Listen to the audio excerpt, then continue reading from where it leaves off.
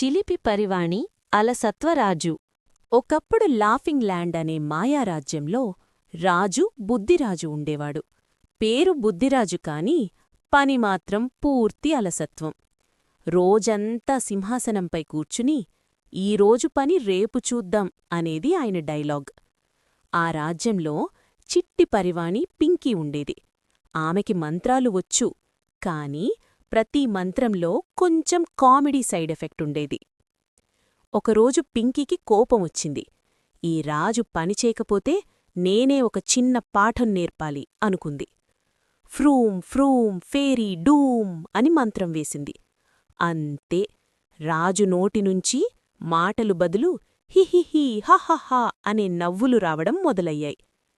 మంత్రి: రాజా, ఆర్డర్ ఇవ్వండి. రాజు: హహహా హిహిహి పని తర్వాత. సైనికులు కూడా నవ్వడం మొదలుపెట్టారు. ప్యాలెస్ మొత్తం నవ్వుల సౌండ్ ఎఫెక్ట్ అయింది. భయపడిపోయిన రాజు పింకీ దగ్గరకు వెళ్ళి, అమ్మా, ఇకనుంచి రోజూ పనిచేస్తా, నవ్వులాపేయి అన్నాడు. పింకీ మళ్లీ మంత్రం వేసింది. ఈసారి రాజు సరిగ్గా మారిపోయాడు. అప్పట్నుంచి రాజు బుద్ధిరాజు. ఉదయంనుంచే పని, మధ్యాహ్నం నిద్రలేదు, రాత్రి మాత్రమే నవ్వులు.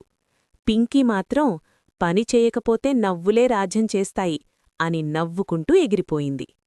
నీతి: పని తప్పించుకుంటే చివరికి నవ్వుల పాలవ్వాల్సిందే.